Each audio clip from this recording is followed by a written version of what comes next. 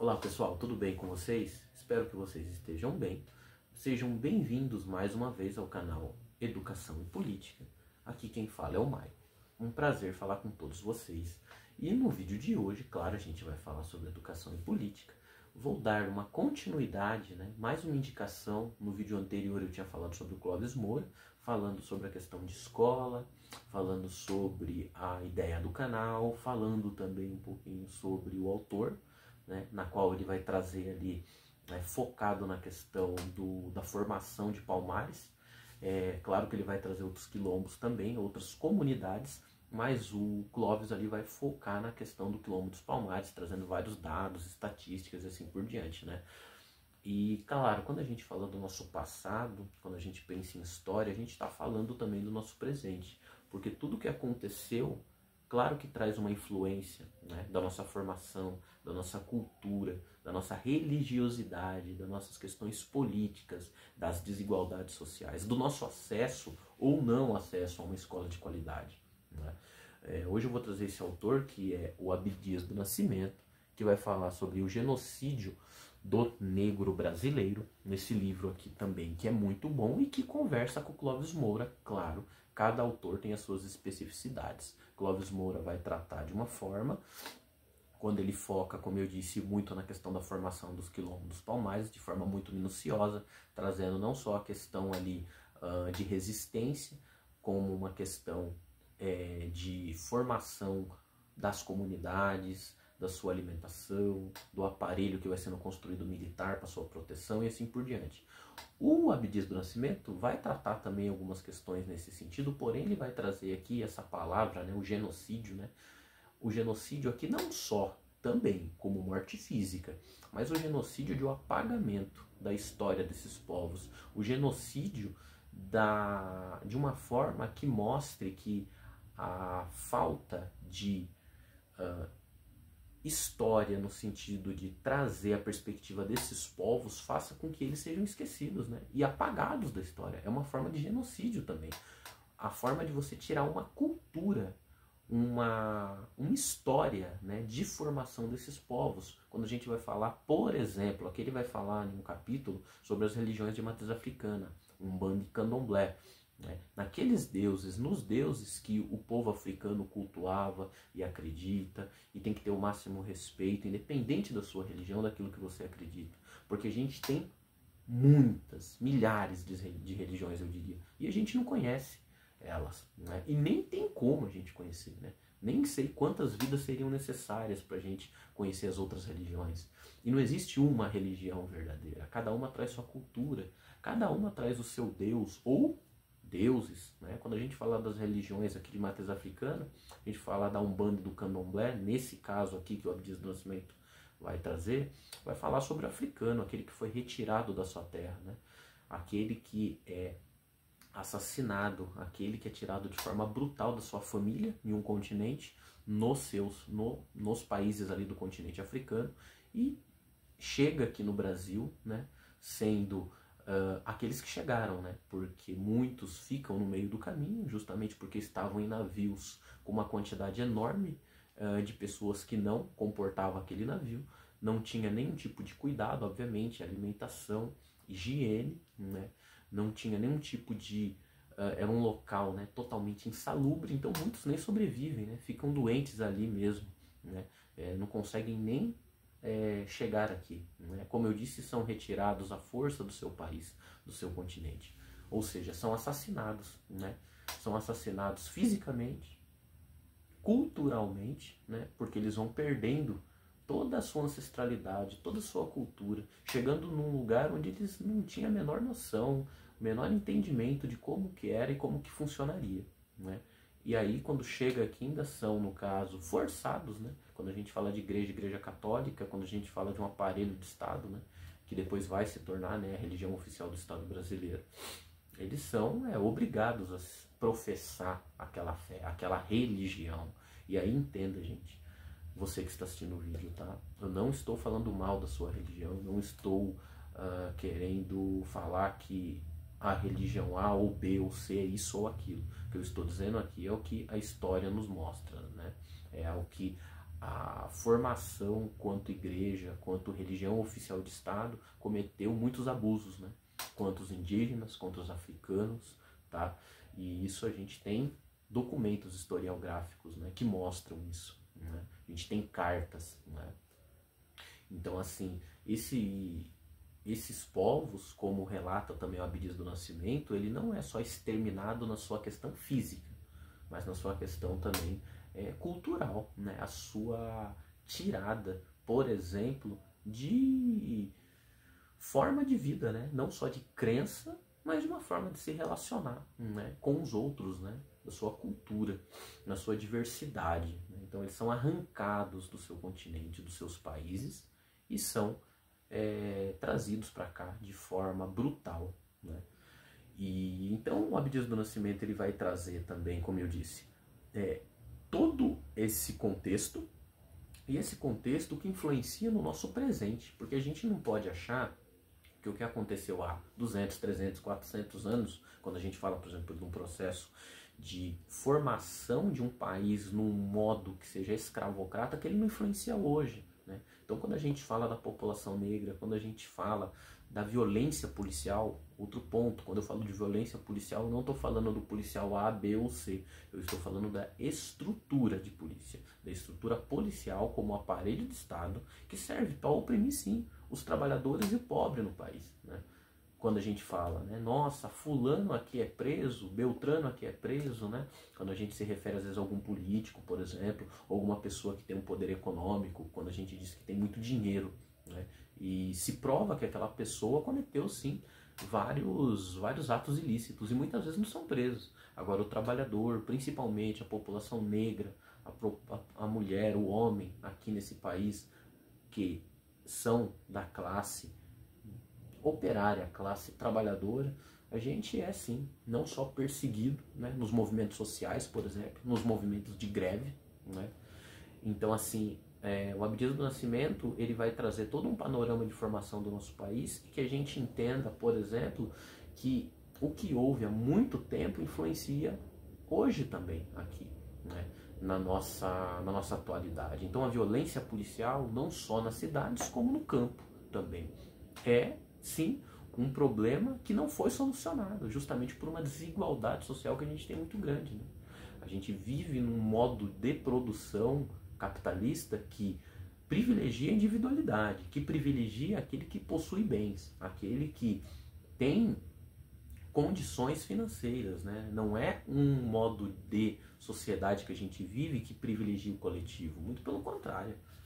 Tanto que a gente tem o quê? Tantos moradores de ruas, crianças passando necessidade, e isso vai se normalizando. E ainda bem que a gente tem, claro, movimentos sociais, por exemplo, né? Quantos movimentos sociais, até mesmo igrejas que auxiliam nesse sentido também, de acolhimento, de poder ajudar, terreiros e assim, casas espíritas que ajudam também, né, de uma forma que seja de acolher mesmo, de doações de alimento, de doação, por exemplo, de roupas, de blusas em tempos que a gente está numa situação, por exemplo, de muito frio, né?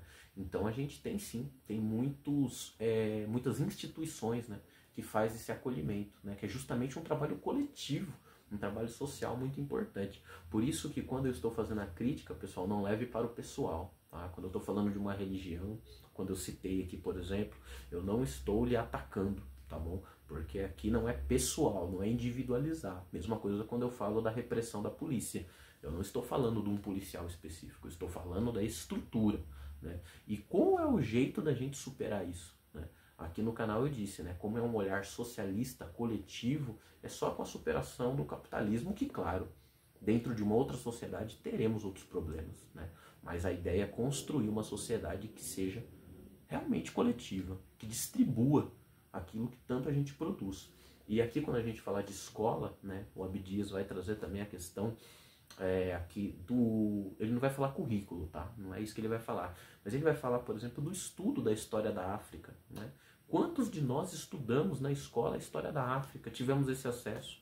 E aí quando eu digo ter aula mesmo, não é simplesmente dar uma passadinha de 10, 15 minutos. É realmente ter acesso à cultura do nosso povo, né? Porque o povo africano, o povo que foi, como eu disse aqui, retirado. Ele não veio para cá no sentido de vir de forma espontânea. Ele foi tirado da sua terra, tirado da sua família, de forma brutal, violenta. Como eu disse, muitos nem aqui chegaram, né? Quantas vezes a gente estuda esses povos, né? Primeiro que às vezes a gente acha que dentro do continente africano a gente vai ter ali, quando a gente fala do africano, a gente individualiza, como se todos fossem iguais. Não, ali a gente tem uma diversidade enorme de religiões, por exemplo, né? De vestimenta também, né? Da sua utilização culinária também, assim por diante, né? E o Abdias do Nascimento, ele vai trazer aqui, por exemplo, essa questão do estudo da cultura, da história afro-brasileira e indígena. E é importante a gente ressaltar que a gente inclusive tem a lei, né, de 2003, depois de 2007, né, de reforço, né, nas escolas de estudar a história afro-brasileira e indígena. E eu pergunto, isso é cumprido? É estudado? Ou simplesmente fica estudando em datas específicas, né? Dia da Consciência Negra, por exemplo, aí estudo naquele momento. Mas e antes disso? Não é estudado, se esquece, só se estuda porque é uma data obrigatória, né?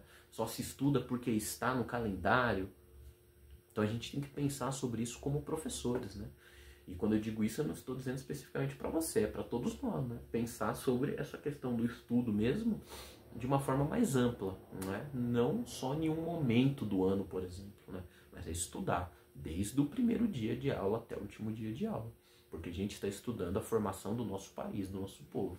Então eu trouxe esse livro como indicação. Eu separei aqui pelo menos 3 trechos, tá? Para a gente fazer uma reflexão, para embasar aquilo que eu estou falando, né? A parte teórica é muito importante, porque ela vai trabalhar com a nossa prática, né? Então tudo que é teoria é muito importante, porque a gente vê ela na prática acontecer, né? Então eu trouxe aqui um trechinho do livro que está na página, deixa eu ver aqui, está na página 57, é Escravidão, o mito do Senhor benevolente. Aí ele diz assim, ó: certa vez um etnólogo disse que o caminho do progresso é cheio de aventuras, rupturas e escândalos. Devemos assim começar examinando o maior de todos os escândalos, aquele que ultrapassou qualquer outro na história da humanidade, a escravização dos povos negro-africanos.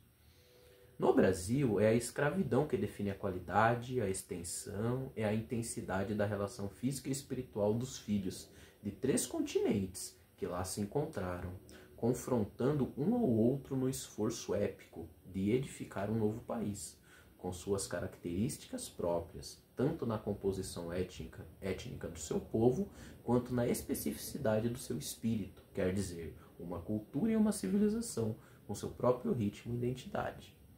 O ponto de partida nos assinala a chamada descoberta, entre aspas, porque você não descobre aquilo que já existia. Aqui ele está falando do Brasil. Descoberta do Brasil pelos portugueses, aí coloca aqui, tá, gente, 1500, né?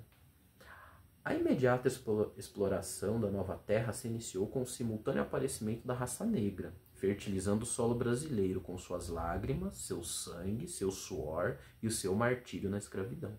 Que foi o que eu falei, né? Povos que foram retirados, foram assassinados, povos que chegaram aqui de forma violenta, né? Então eles não saíram da sua terra por uma opção, muito pelo contrário, né? Eles funcionaram como uma mercadoria, como simplesmente objetos que foram utilizados aqui para trabalhar de forma forçada.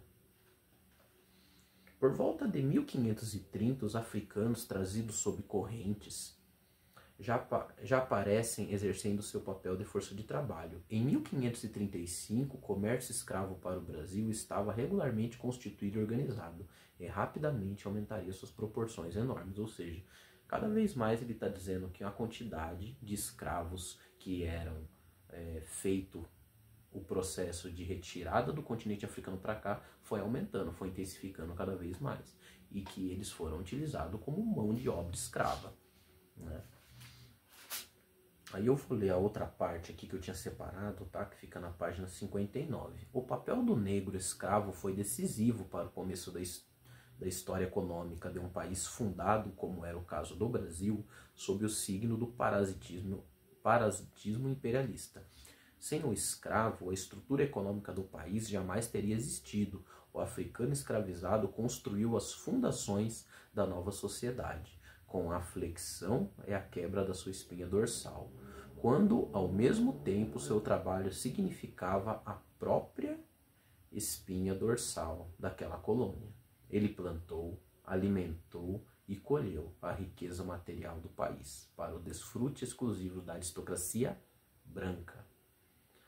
Tanto nas plantações de cana-de-açúcar e café na mineração, quanto nas cidades, o africano incorporava as mãos e os pés das classes dirigentes, que não se autodegradavam em ocupações vis como aquela do trabalho braçal.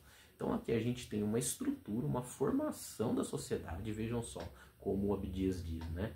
Ele ressalta muito aqui que a nossa sociedade não teria se estruturado, esse país, sem a mão de obra de quem? Do negro, do africano, né? É isso que ele está falando aqui. Então, essa elite branca, né, que ele ressalta aqui, essa formação do nosso país, ela só veio através da escravidão. Quando a gente pega a nossa atualidade, onde é que está a grande parte dos trabalhadores que são negros e negras aqui? Qual é o trabalho que é desempenhado? Não é? Porque a gente não tem uma escola de qualidade, a gente tem uma qualidade de emprego horrível, péssima, onde se paga cada vez menos, e a grande parte das pessoas que são negros e negras no país ocupam o quê? Os trabalhos que são de qualidade péssima, né? Justamente por quê? Porque a gente mantém um modo de sociedade que privilegia poucos, privilegia uma classe que lá atrás participou da formação do país, de uma formação violenta, né? De uma formação que foi sendo construída ao longo de anos, de séculos, e que se mantém até hoje, onde a gente tem um grupinho, uma elite que governa o país, enquanto grande parte da população dos trabalhadores negros e negras permanece nas mesmas condições, né? Ou seja, que assolam a sua vida, tiram seu direito a uma educação de qualidade, acessar a universidade bem distante. Claro, a gente teve sim políticas públicas mais recentes que fez com que esses trabalhadores, nós, né, como eu até citei, falei que eu consegui fazer uma faculdade, mesmo sendo privada, né, via ProUni, eu consegui acessar uma faculdade, né, porque se fosse para pagar não teria essa condição. Tantos outros acessaram a universidade pública, né, amigos, colegas meus, que acessou graças a políticas públicas, né, mas isso aí é o mínimo do mínimo, né, gente? Porque a gente tem que acabar com o vestibular.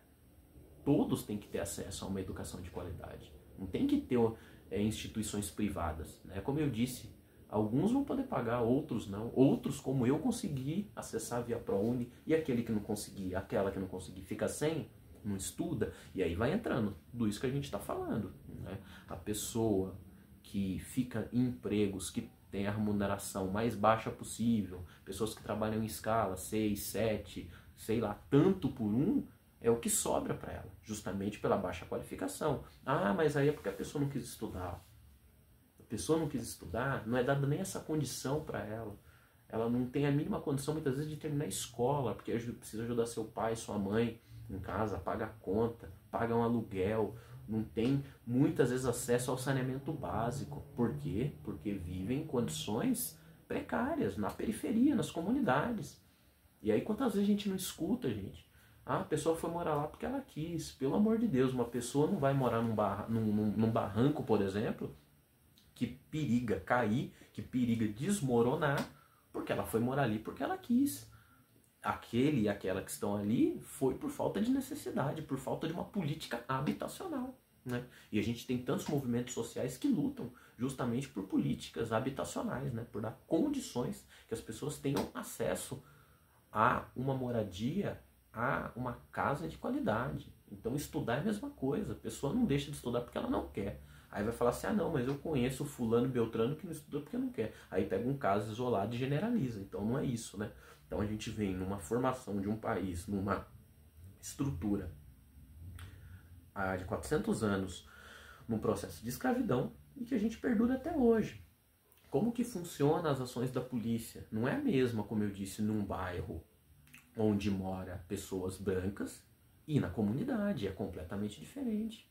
O rapaz que está vindo do trabalho às 11 horas da noite, que tem cor, que é um rapaz muitas vezes negro, uma mulher, como que é a abordagem com ele? Será que é o mesmo que acontece, por exemplo, num bairro que a gente diz chique? Com certeza não é.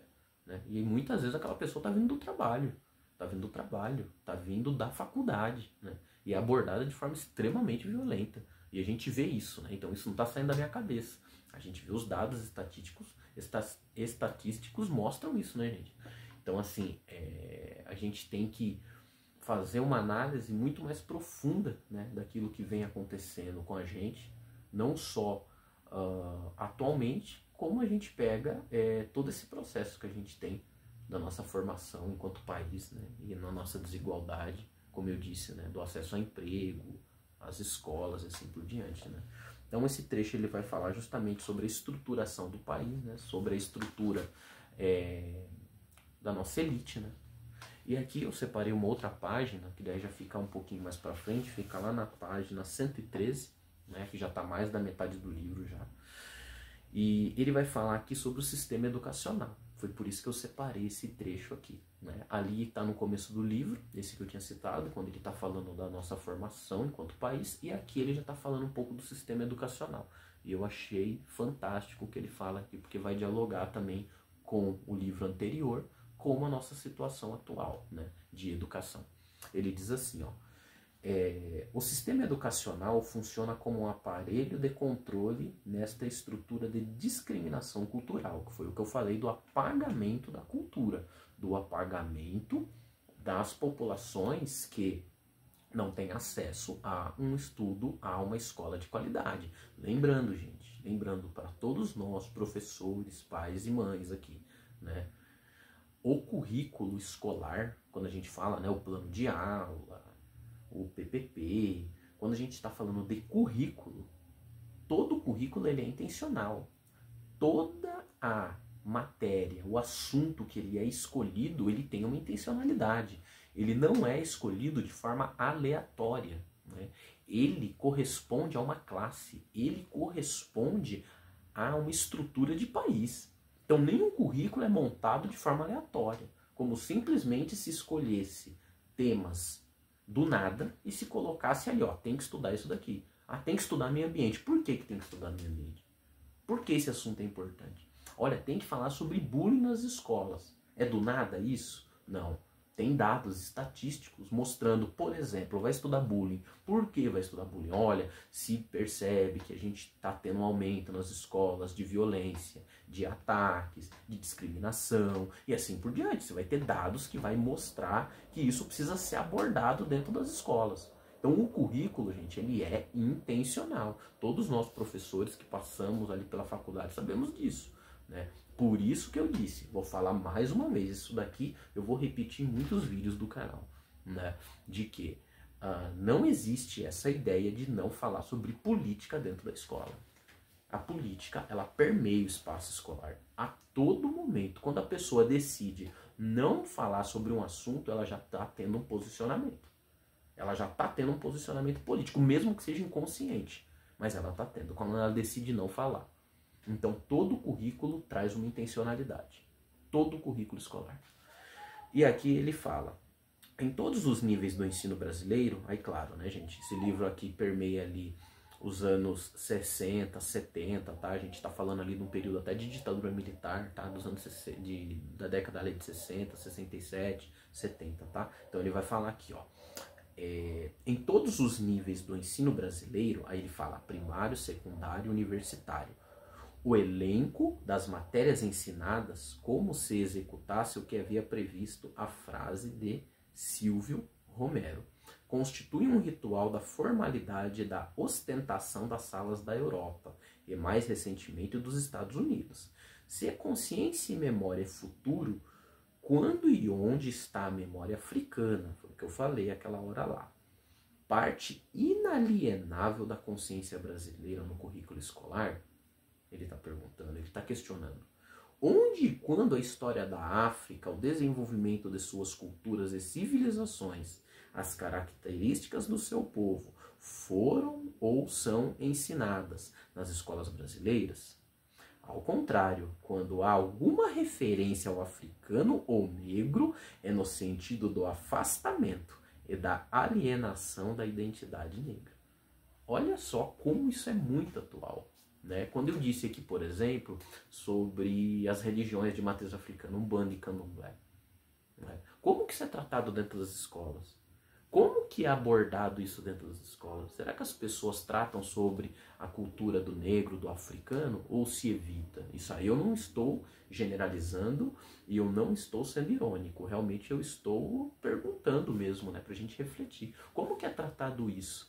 Será que muitas vezes isso é deixado de lado, não é trabalhado? Por quê? Qual o motivo? Porque vai gerar conflito, porque dentro, às vezes, da sala de aula tem um grupo de crianças, normalmente, que tem uma religião específica, e isso pode trazer um conflito com a família. Pô, que bom. Se for isso, tem que ser tratado mesmo, porque tem que ter o conflito sim, tem que gerar discussão sim, porque a gente só tira o preconceito, a gente só traz aquilo que é quando a gente discute, né? Quando a gente não encobre, quando a gente não deixa, quando a gente finge que não está acontecendo, quando a gente fala sobre o preconceito, quando a gente fala sobre intolerância religiosa, né?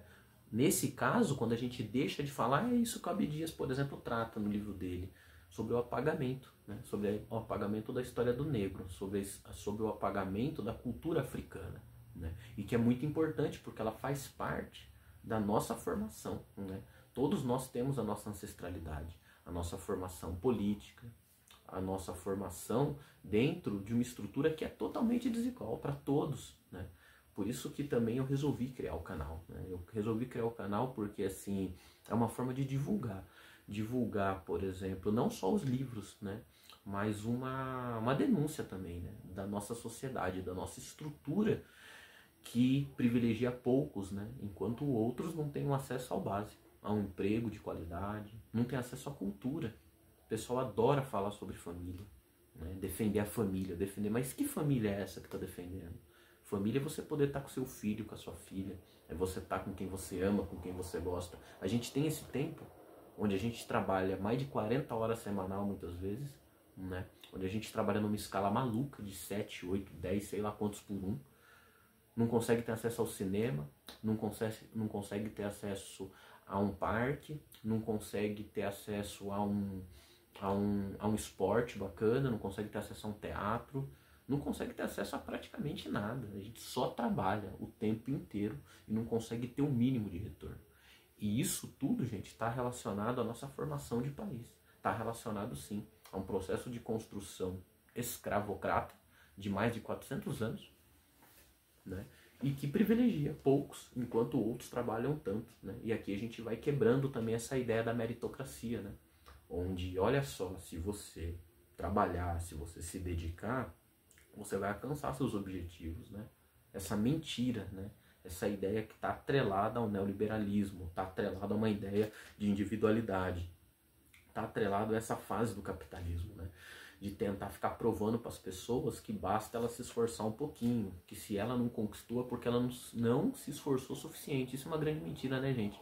Todos aqui que estão assistindo trabalham 10, 11, 12, 13, 14 horas, trabalha sábado, trabalha domingo e tem um emprego fixo, muitas vezes é autônomo e está trabalhando e trabalhando, e muitas vezes a gente não consegue ter nada, a gente não consegue pagar uma casa, a gente não consegue ter acesso, como eu disse, a uma faculdade de qualidade, gente. Então, onde que basta a gente se esforçar e se dedicar? Isso é uma mentira, né?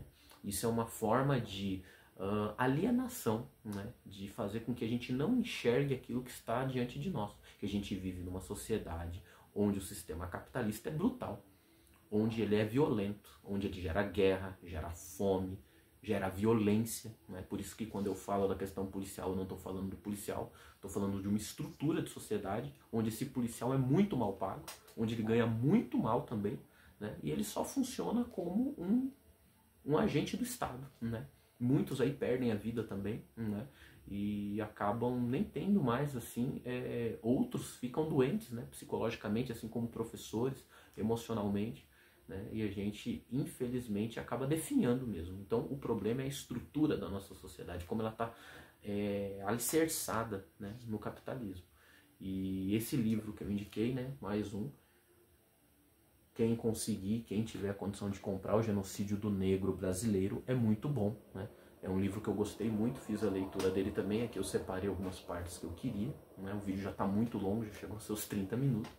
Eu espero, gente, de alguma forma eu ter contribuído com vocês, tá bom? Não sei se tá tão legal assim os temas, não sei realmente se eu tô conseguindo passar para vocês aquilo que eu gostaria, mas é isso, né? A gente vai melhorando, né? Então eu gravo um vídeo, vou gravando outro e assim por diante. Como eu disse, né? Só consigo gravar um por semana devido ao trabalho, vejam só.